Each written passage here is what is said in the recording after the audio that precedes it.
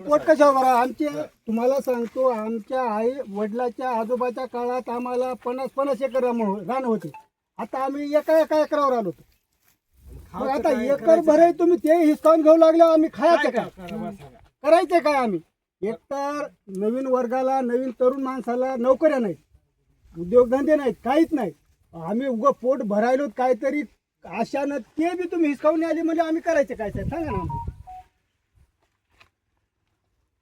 आम्ही अक्षरशः एकर 2.5 एकरावर आलेली माणसं आहेत आम्ही. त्याच्यात आमचे 2 पोर, त्याला एकर आली.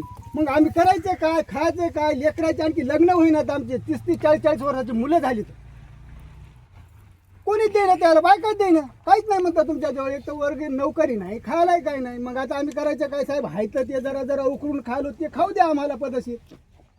बरं, एकदा झालं, दोनदा झालं साहेब, आता 3री बार आहे नोटीस. तुम्ही या आले हे करायले, हे बरोबर नाही ना साहेब?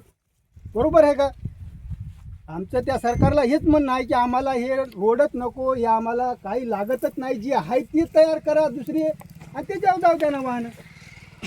विनाकारण आता पाहना समृद्धी किती किलो